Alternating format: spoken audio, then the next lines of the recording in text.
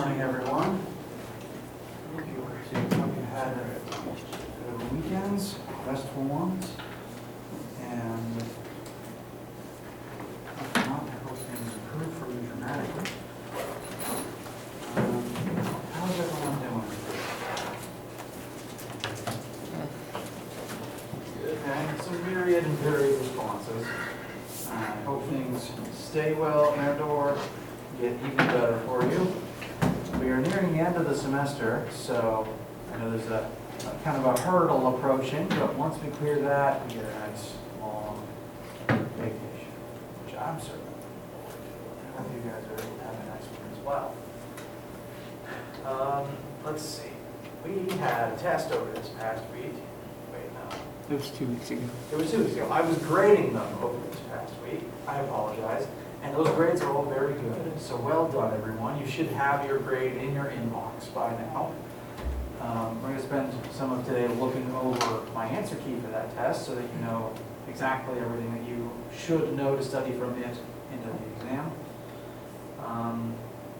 This week, as a whole, I'm not going to be teaching you any new material because in the typical last week of class tradition at PC, you're supposed to, my usual idea is to not give you any new information this week. We're going to focus entirely on getting you ready for what else you need to do.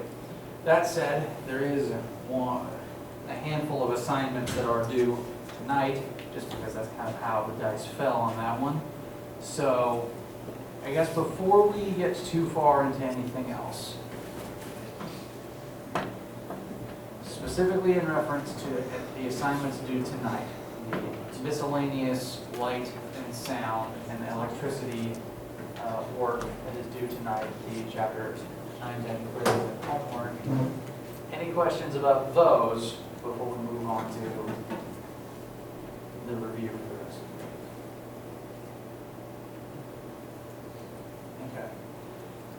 If there's any issues with those while you were finishing them up tonight, please let me know. Now,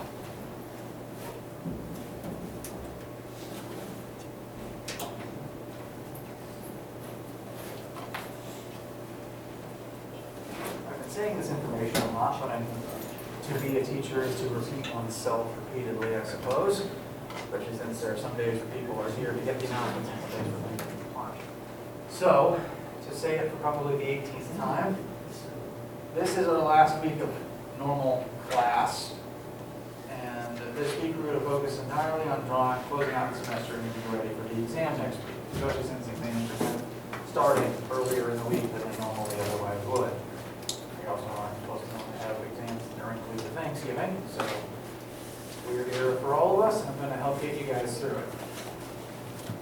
Today is the 17th. We do have the chapter 9, 10 combined miscellaneous categories assignments due tonight. That's the homework and the quiz and the online lab if you didn't do the in-person lab last week.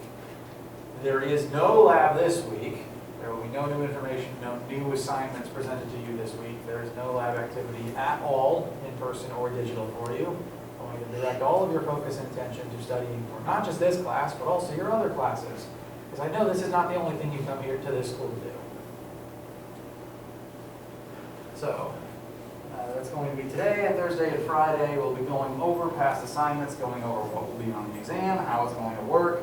I'm going to repeat myself a lot.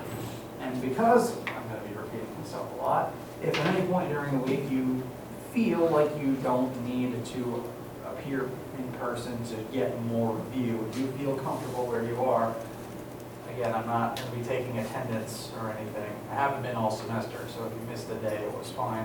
And if you missed a day this week, it is also fine. It's review. Not everyone needs it. You're welcome to do with this opportunities what you will.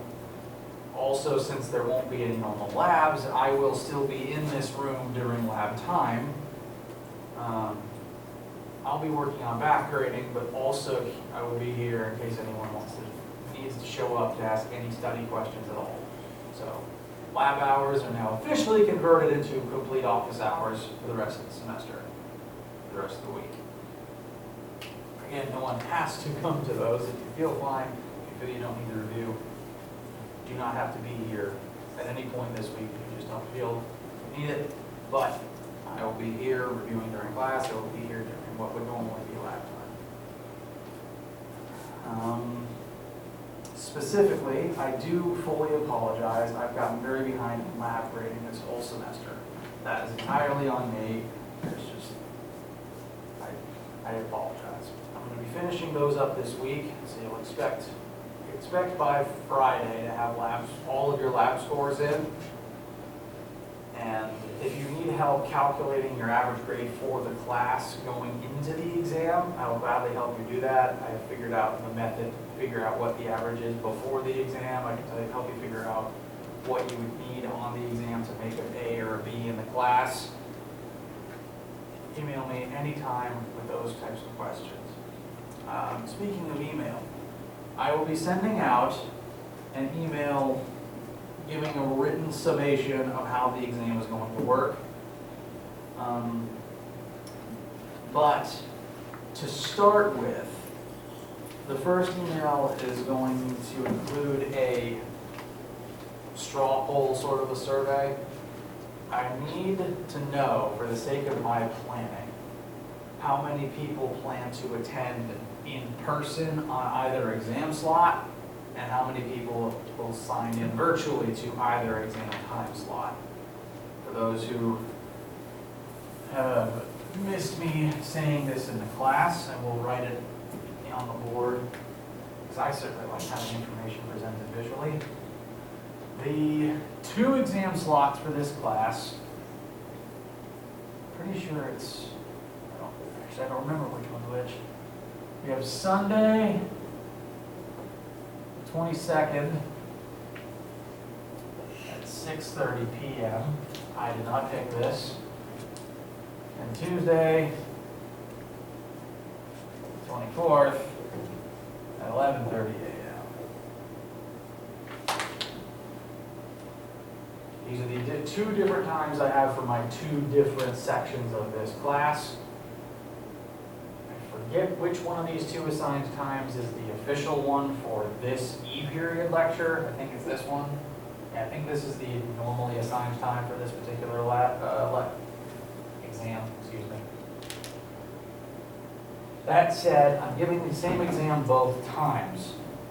So I'm open to someone attending one or the other, and my tentative plan is to be in this room proctoring at these times for everyone who's willing to attend physically, but at the same time, have a Google Meet call up for everyone who needs to attend virtually. I have some students that absolutely have to attend virtually, so that option will exist, but you will have to take the exam in front of your camera, just because there's certain limitations with exam time. There's a limitation on when you're able to do it.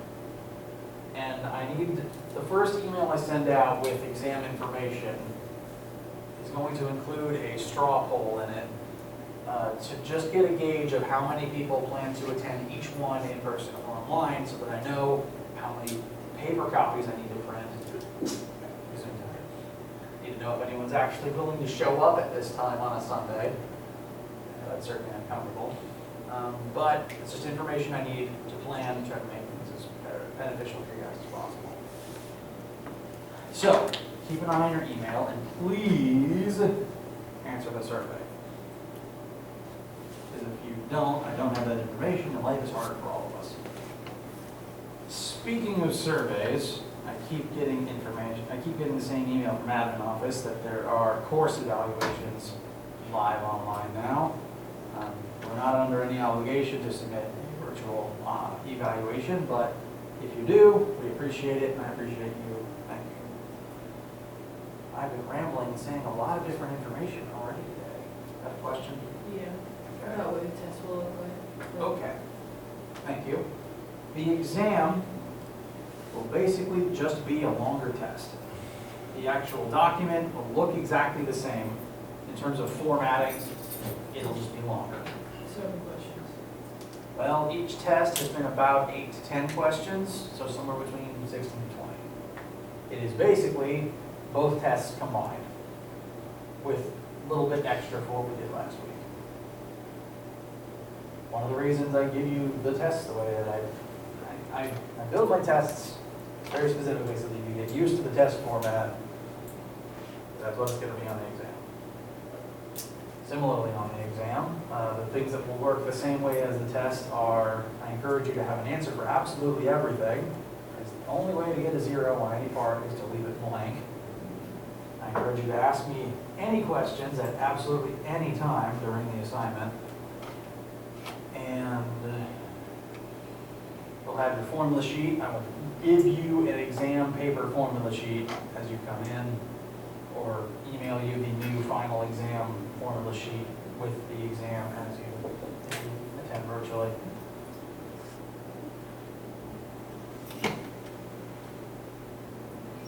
It's just going to be a longer test, that's all it is. I'm sure. Officially, each slot lasts 3 hours. Unofficially, I'm still going to be until everyone leaves. But I understand other people. Unofficially, I'm going to be in the room. Let's give it as much time as I can. Tests, but officially, these are 3-hour time slots. Yes. So I'm planning to take it virtually, but I would rather do it on a hard copy. So like, if I leave to go print it off and then come back, like, how would that work?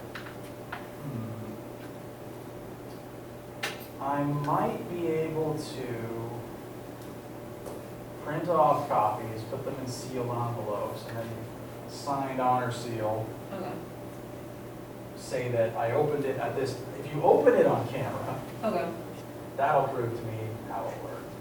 So if you would like a hard copy and you'd like to submit a hard copy, but you'd like to take it virtually, I can run you off a copy, put it in a sealed envelope, and you return, you open the envelope in front of me on camera. How about that? I will also ask you to, I'll include a bit about that in the straw poll email that I send out as to how many people are interested in that, so that I know how many sealed envelopes I need to make. If you want to do it that way, you will need to physically acquire the envelope from me by the end of the week. Okay?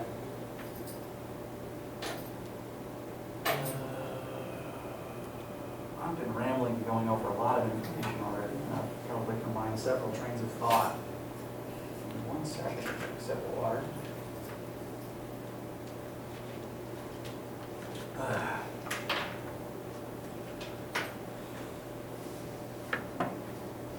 Any questions about anything that I've said? I know I've lost track of what I've already mentioned and haven't mentioned really.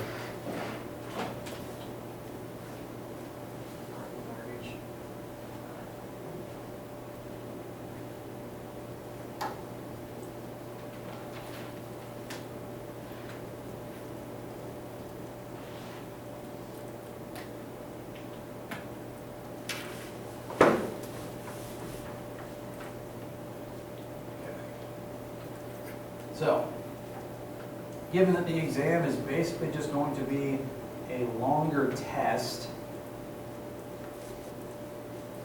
and it will be on the same things as the tests we have already done, I'm going to create, it does not currently exist, but it will exist shortly, a new tab here for exam prep. I'll actually do it right now.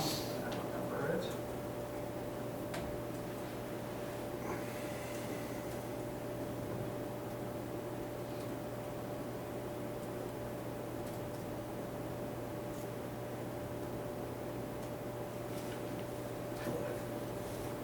There we go. And contained within this tab will be all of the study information that I will give to you. Among those articles, I will be uploading practice questions and a key for those practice questions. If you would like to continue to work on those like we did for previous tests, I will put the combined final course formula sheet in this tab. I will make a physical copy for you if you come in person. I will include a physical copy in sealed envelopes if you would prefer to take it remotely, but there will be one single combined formula sheet that is both formula sheets already put together with a little bit of formulas that we covered last week included. Those will be included down here.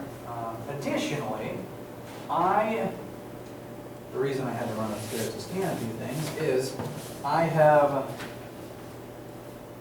scanned my answer keys for test 1 and test 2.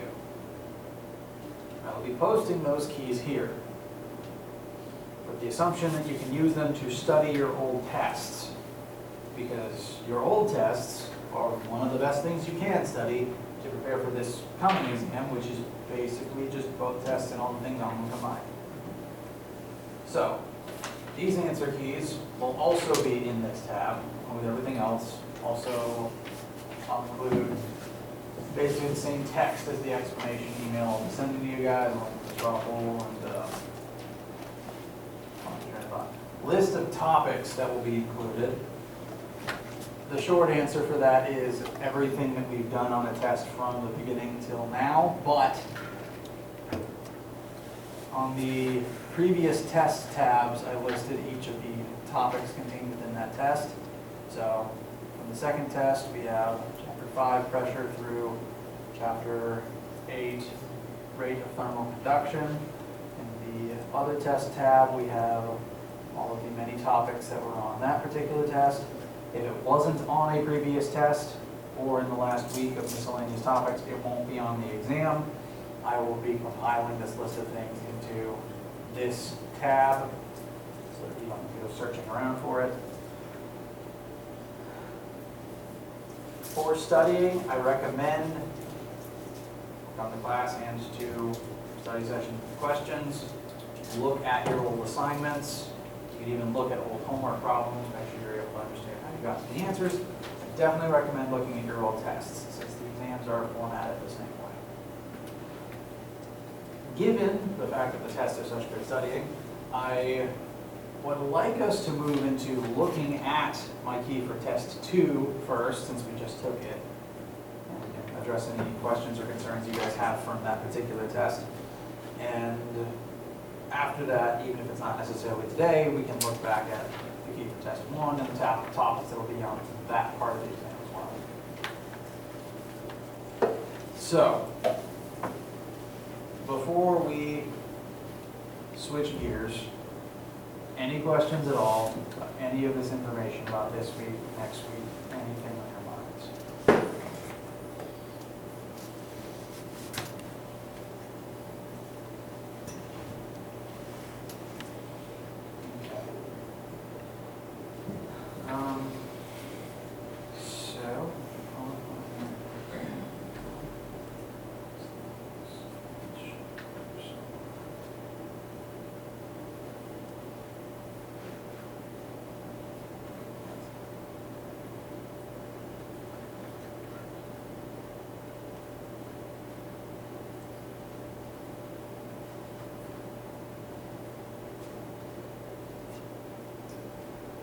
Before we get started looking at the previous test, again, I want to thank you guys for everything we've done so far in the semester. It's definitely not been the optimal time to be a student in the state of the world, but I have appreciated all of you, and I'm still dedicated to making sure that you guys see this thing through successfully. And it's been good.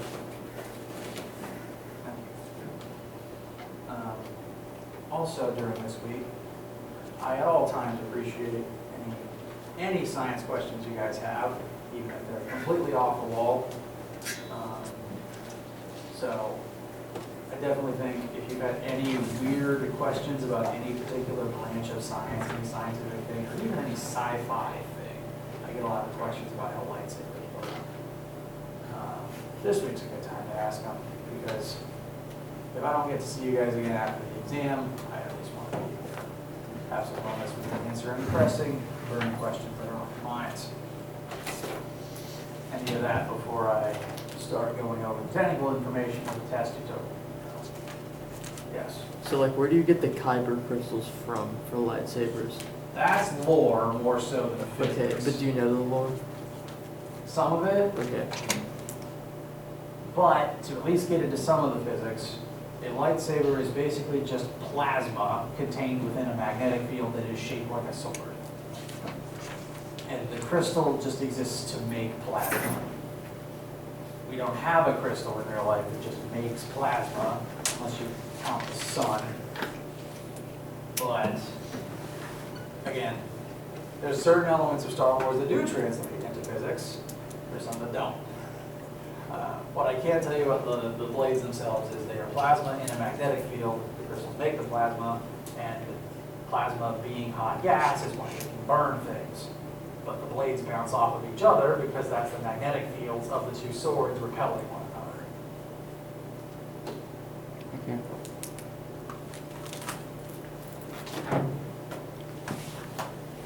Frustratingly, in real life, we cannot create a magnetic field in the shape of a sword, which sucks. Again, we don't really understand magnets very well. So do like the dark sabers work in the same way? You know, from like the Old Republic, do they work the same way? I don't know what differentiates the darksaber besides the fact that it is a different color plasma. I know it's like Sith aligned and kind of evil. That's probably more to do with the Force, which is not a physics thing I could delve into very well. Other than Force equals MA. That I can talk about. That's not as fun, I don't think. Anything else? Okay. I encourage these lines of dialogue anytime.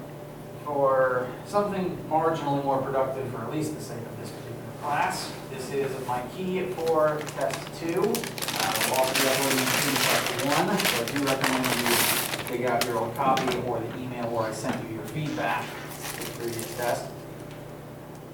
The way that I make my keys, I know my handwriting is awful, but to help you decipher some of this gibberish, I work the question in red ink, so my answers are all in red and underlined, and along with the work that created those answers. On this particular key, the point values are in green because I wanted to further differentiate the point values from the work. On my first key, I didn't have my green pen, so on my first key, everything is in red, frustratingly. But ink color besides, the circled value next to answers and various steps represents the number of points that that particular part of the question is worth. If it's next to the answer, it's a point for getting the answer right. If it's next to a formula, it's the points for listing that particular formula. If it's next to some description of why you got that point, that's what it's for.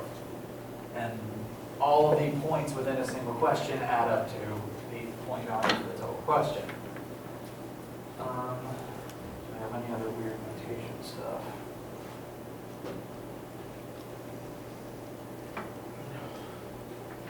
Sometimes if there's more than one acceptable answer, I will work all of them. So if you only need one of them to get a particular amount of points. Sometimes how I wrote things just depends on the question. If you're having trouble deciphering it, just let me know.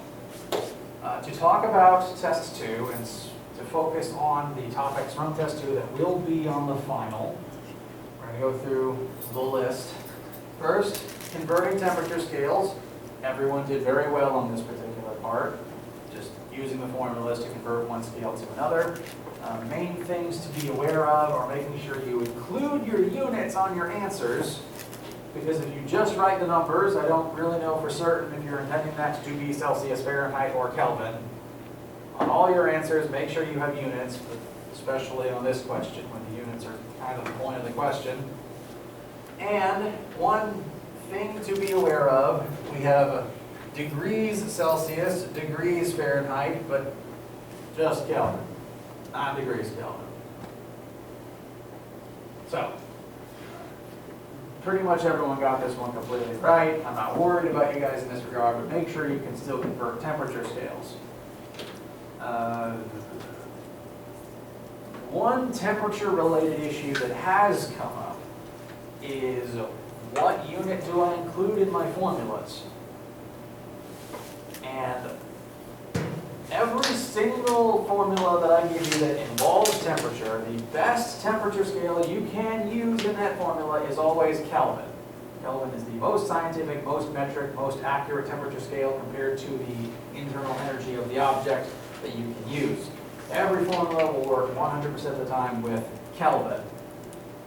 Some formulas will work with Celsius, but it's only formulas that have a delta T in them. The reason Celsius works for delta T is because the change in temperature for Celsius is the same size as the change in temperature for Kelvin, since their units are the same size.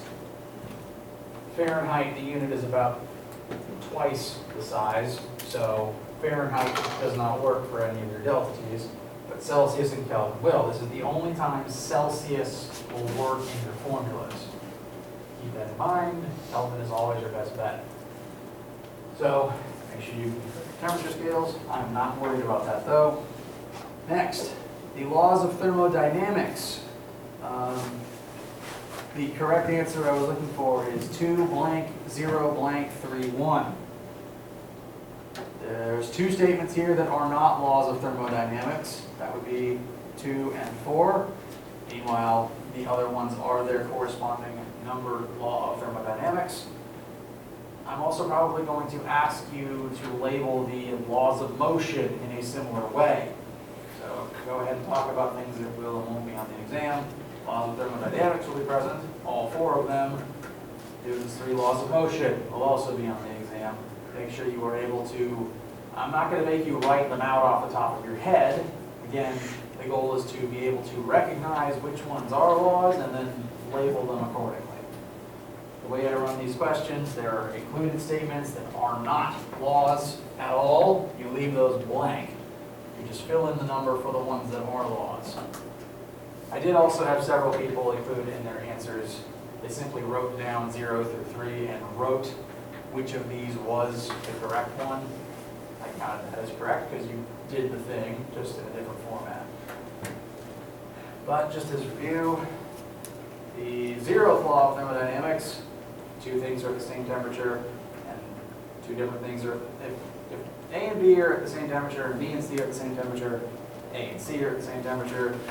First law, the total amount of energy in a closed system is constant. That is a fancy way of saying total energy, period, is constant. It doesn't go down, it can go up, it is not created or destroyed. Second law, entropy in an entire system either stays constant or rises, and entropy of the universe tends to rise. Third law, you can reduce the entropy of a single object as you approach absolute zero. Be familiar with these, and also Newton's 3 laws of motion. We'll get those are also on the previous test. Question 3, this is buoyant force. That will also be present on the exam. So, we have the formula for buoyant force. That is a number 3. I know it's a little blurry and zoomed out. It'll be easier when you look at this game yourself. So you have 3 points for just listing the formula. And the formula for buoyant force is density times volume times 9.8. What's important to remember here is this is the density of the fluid you are floating in. It is not the density of the object that is floating. This is due to the fact that when you shove a box underwater, the box is displacing water. The water is what's getting pushed out of the way and is pushing in on the box based on the pressure it is able to exert because of its density. So in this formula, the density is always the fluid that you are floating in, while the volume is the volume of the floating object, because the volume of the box is the volume of water that it's going to push out of the way. If you have a box with a volume of 2 meters cubed, it will displace 2 meters cubed of water, and that is the amount and density of water that will be creating this force. So really, every variable here is about the water, but you use the volume of the box to determine the volume of the water that will be displaced. One technical detail about this specific question is the block had a volume of 2 meters cubed. Meters cubed is the unit, and it's already in units of meters cubed. It is 2 meters cubed, which means the volume to plug in units of meters cubed is 2. The volume was not 2 cubed. It was not 2 to the third power. Be mindful of the fact that the cube is attached to the unit and not to the integer. But use this formula to determine the buoyant force. This is the force pointing upwards. Part B, we're asked, will this particular object float? The correct answer is yes, it will. And there's 2 accepted ways that you would know that. The first, and probably the most straightforward, is simply comparing their densities. A rule, density will also be on the exam, that will be on the list.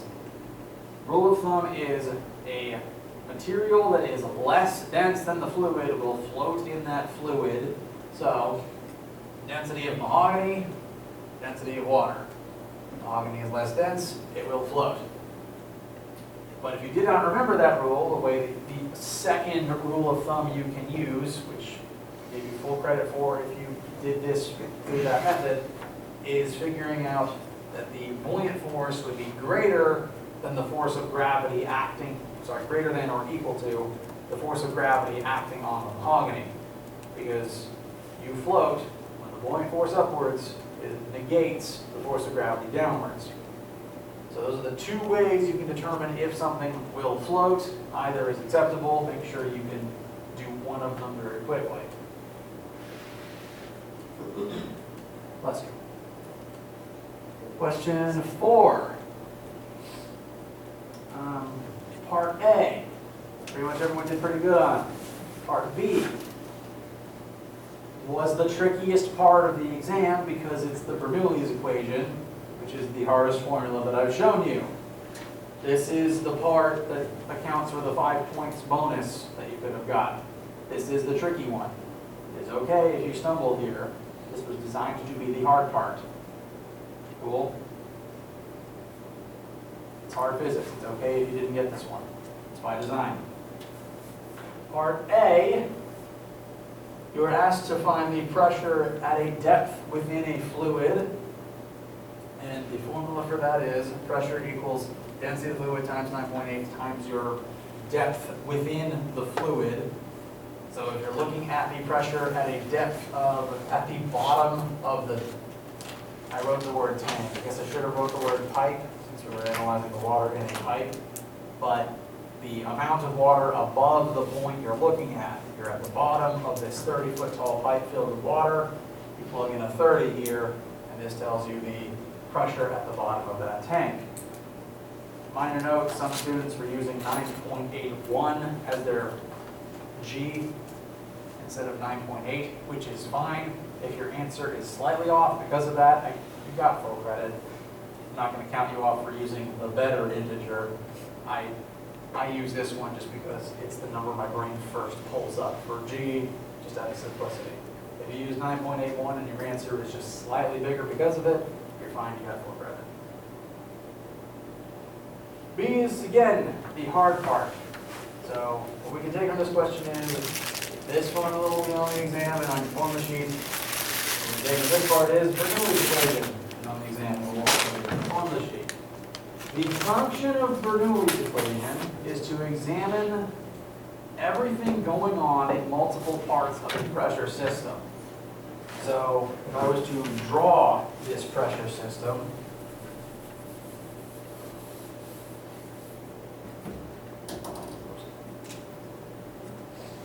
we have our water pipe.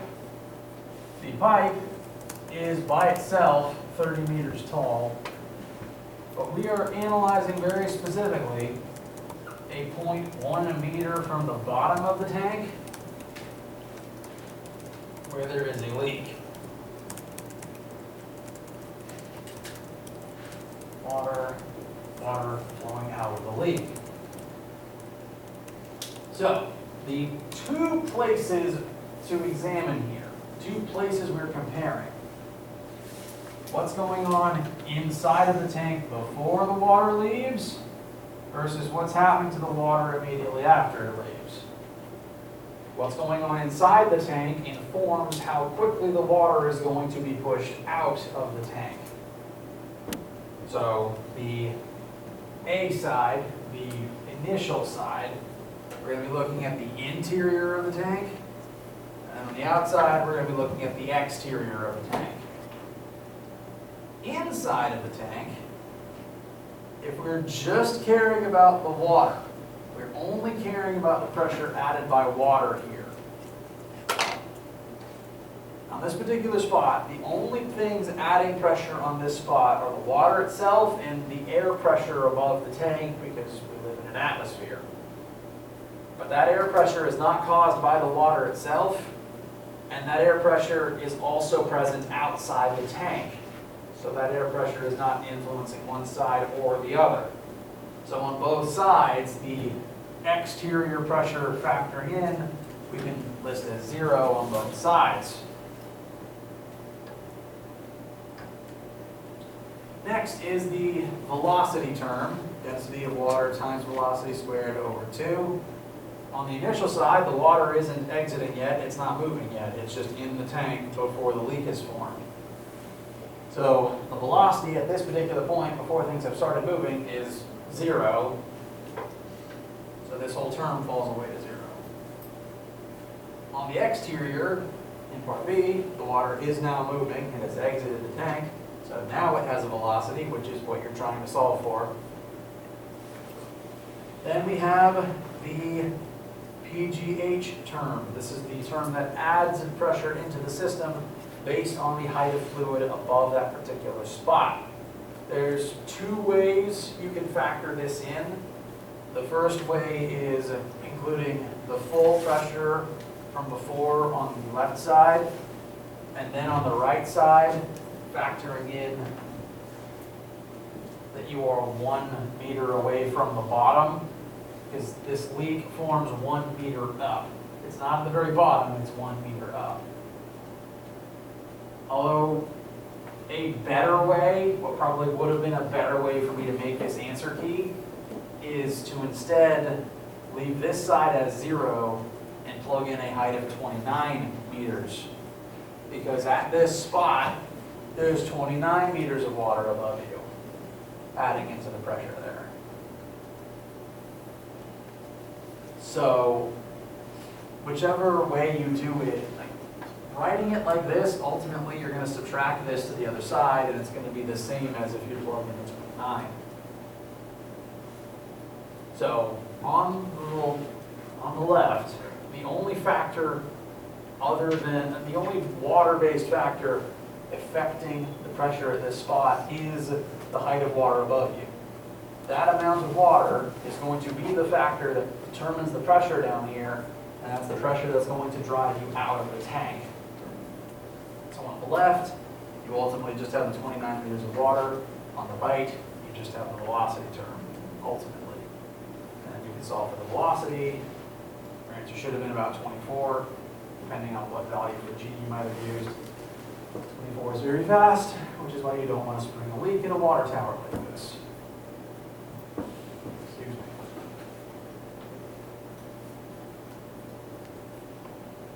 Again, this was the hard one. This was a single question that 4 points were lost on, which is okay. Bernoulli's is a weird formula. Hardly any of the cases where you would use the formula look the same. This is probably the single hardest piece of this particular test, and subsequently of the exam itself, which is always why there's more points than I grade you out of. Okay?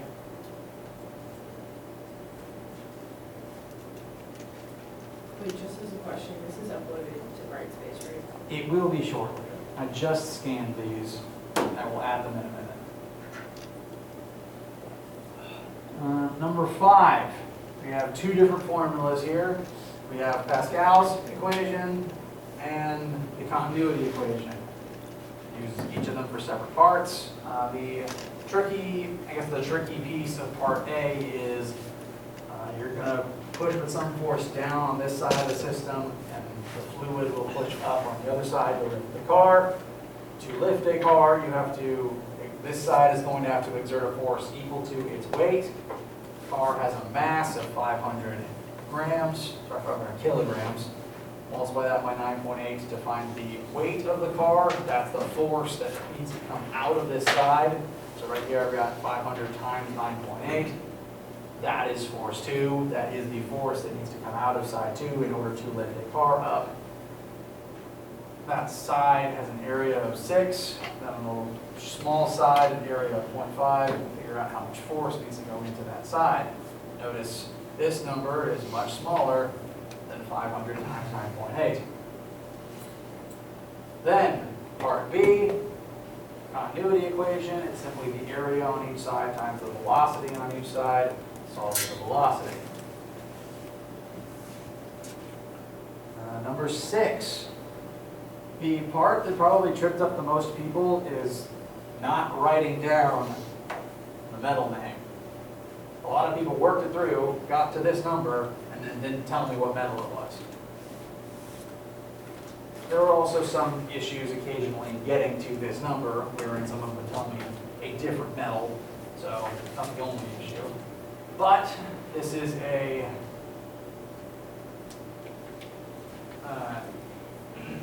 transfer of thermal energy question. Thermal energy is going to transfer into a sample of metal. We know how much thermal energy is going to go in, we know the mass of the sample, and we know the temperature change of the sample. We're just going to use this technique to figure out what something is by figuring out what its specific heat is. That's what we do here. We use MC delta T. Again, thing to note, you can use Celsius units in delta T, but you can't use Celsius and Kelvin at the same time. Temperatures given to you here are 25 Celsius and 1,153 Kelvin. You can use either, but they need to match. So you have, at the beginning of the problem, you have to convert at least one of them into the other scale before you move on. Additionally, it is a delta T in the formula, so you do need to plug in the difference between two temperatures, not just the value of the final temperature. Yes? Why is it 0.5 and not just 5, as in? So that's the M term, that's the mass. Mass was given as 500 grams. Formulas are all designed to take kilograms.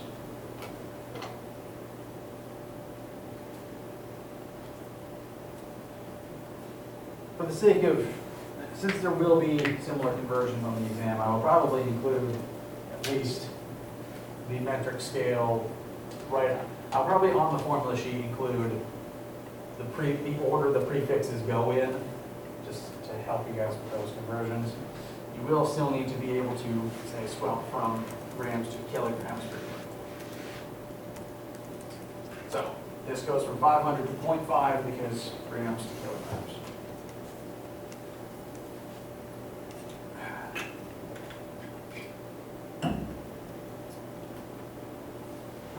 Last page, last couple of problems. Problem 7 is all about thermal energy, the rate of thermal conduction, which is the same thing as thermal power, which is the first formula you need.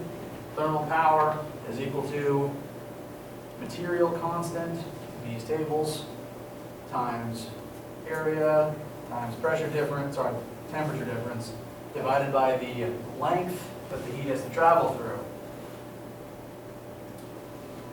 One of the things that tripped up people more often on this one is getting the area you need. The area of this wall is going to be its width times its height. So 3 times 4 is 12.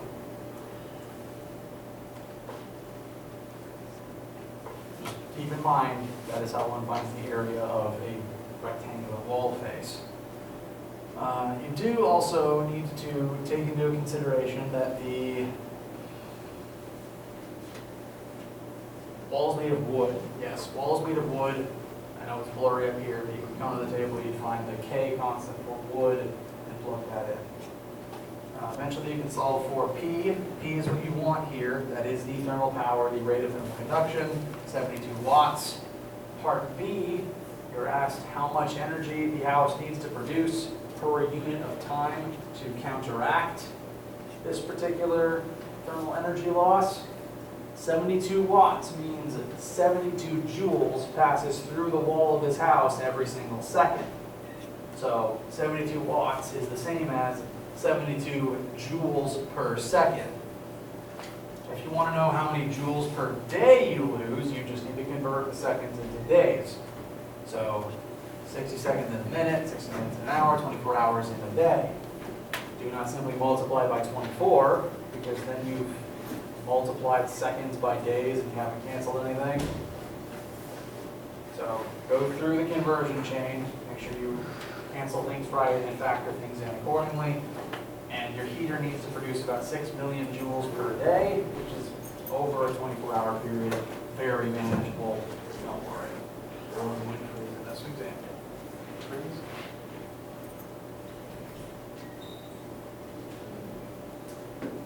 Oh, sorry, boil. It's a hot day, this one. All right, and the last one. We're at the end of the period, so we'll just quickly talk about this one. This question combines a couple of topics regarding thermal energy, efficiency, entropy, etc. If you put 60,000 joules into a system and it does 45,000 joules of work, second law of thermodynamics tells us that energy has to go somewhere. Put this much in, it only put this much back out. That means it kept this much as thermal energy. Efficiency, you divide the output by the input. This machine is 75% efficient, which is actually really good. And entropy, I accepted multiple answers here on account of the fact that there's multiple things someone could reasonably assume Q is equal to here. Q is meant to represent the thermal energy added into a system. And admittedly, this much thermal energy stays behind in the system, but this much energy was added to the system. So I accepted your answer as long as you use the correct formula and plug in either of those values. In cases of ambiguity, I try to side with you guys. So that is test 2. This key will go up shortly along with the test 1 key.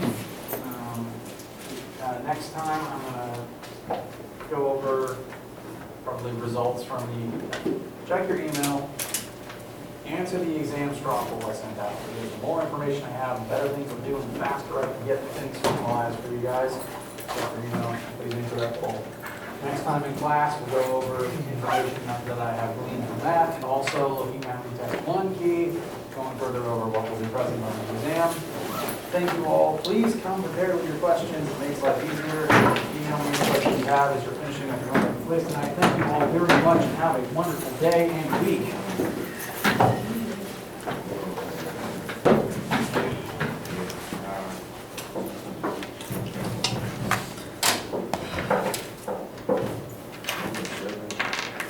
Yes.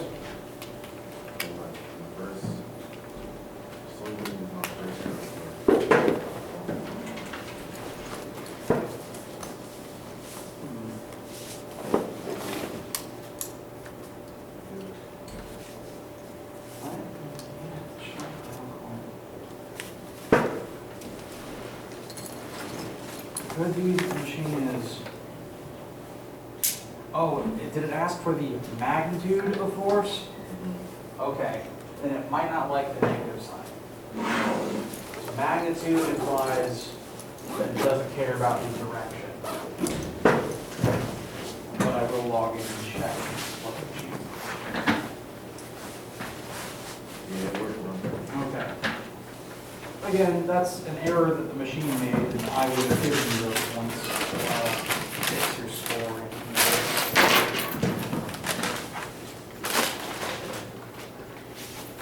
Seven, you said? Okay.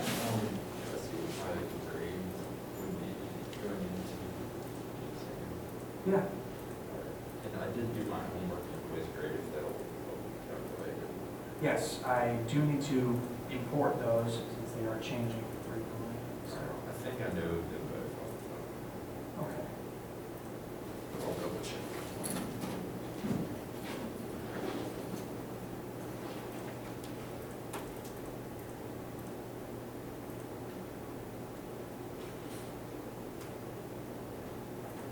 full name again, sorry? Grady Coffee. Yes. Okay, well, at the time of your midterm, which you still have here, you had a 97, so definitely not worried about you. Test 2, possibly worrying. I'm not especially worried though, because your homework and quiz average looks good. The lab scores that I have written here look good. I think, my homework man was at 89. I think we got everything right on the 40s last time. So.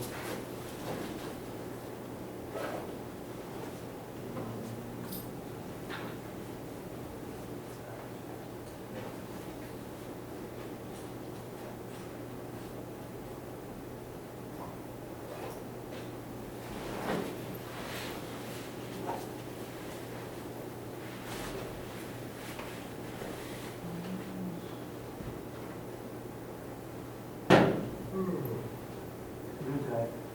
Bless you. What does one say to yawns? I don't think it's a word, I don't think it's a word, I haven't heard one yet. It's just contagious. Sleep well. Yawns are just contagious, one person out here. That is true.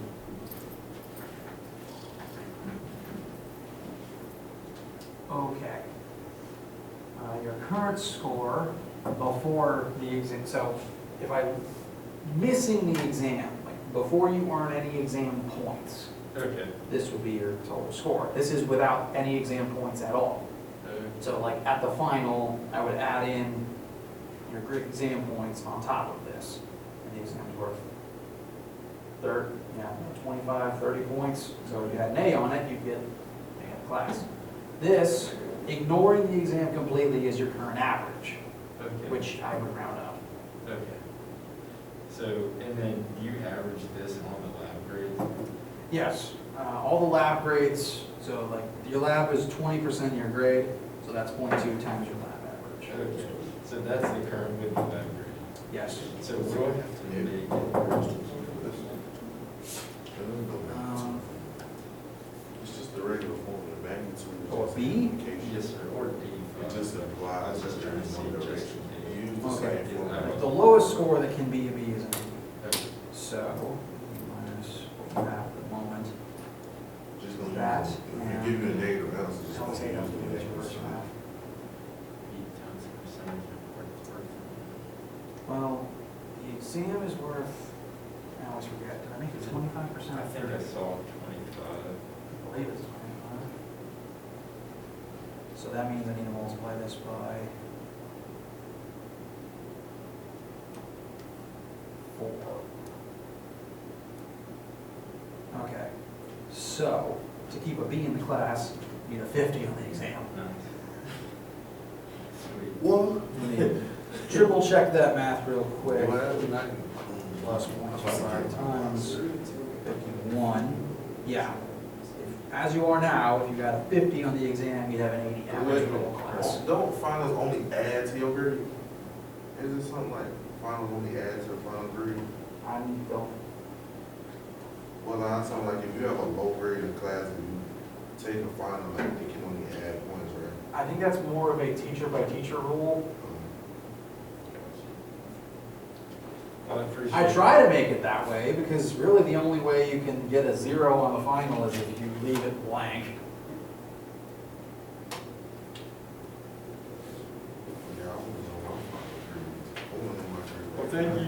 You're welcome, have a good day. Pull up my spreadsheet. Your test grades are great. Your, where's my mouse going? I used to do this with all the Last year had like 16 markers of different colors, and very frequently I come back in the room and find all of them connected in like chromatic rainbow order, which always make me smile.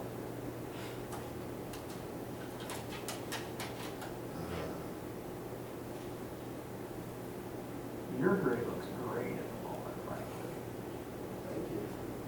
He ain't talking to you. I'll check for both of you. He's not talking to you. TJ, your grade's great too. Your grade is great,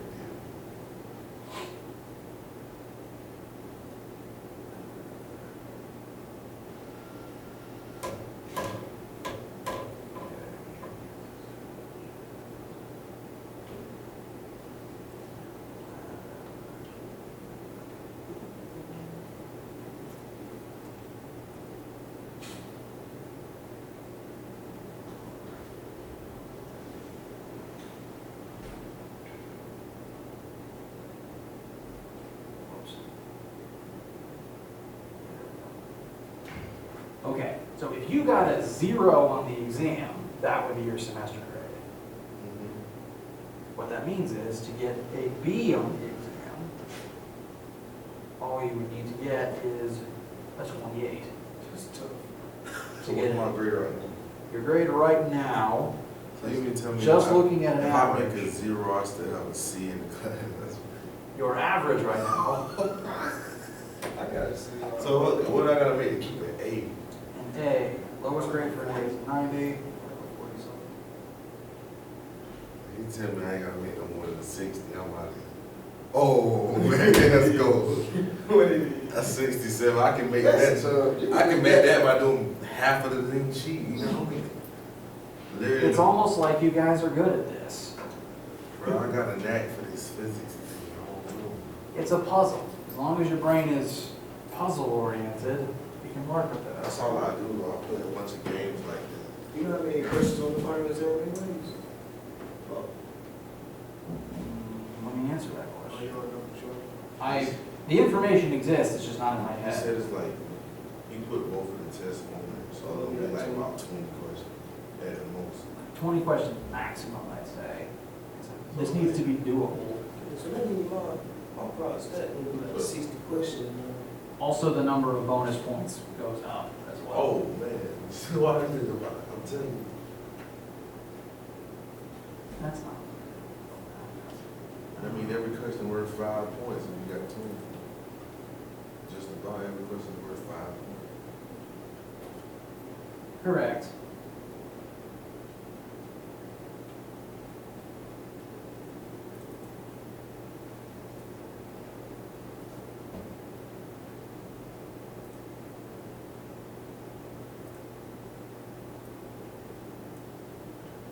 So you list the number of questions. They're all different lengths. The final number is 18. 18. 18. Shoot, I just get like 16 was right at Sunday. That's what I'm gonna do, I'm taking on Sunday. Just get it out the week. I'm just scripting on one. No, I got other tests to take, and like, I would rather have my math test out of the way. And CJ, I'd say your grades look pretty much the same in terms of what you would need to pass the class. I'm running like a 60 something. You know your grade how You make could zero. get technically a C or a D on the exam and still get an A in the course. You've been doing great. That's tough. I wish my prostate class was I was all my classes like that, bro. like that. I can Well, make it. you do the work, you don't leave anything blank, you turn in your assignments. Bro, what have you ever had, like, if you don't do nothing, you still gotta see it. You think you could do the math in my other classes? What other class? On prostate. Oh, you talking about him? Yeah. If you can go in, No, I think teachers can go in, like, I don't think teachers can access your other grading books. No, I can show them and do the percentages on it. I'll probably go. Oh, shoot, I was down. Just study on it.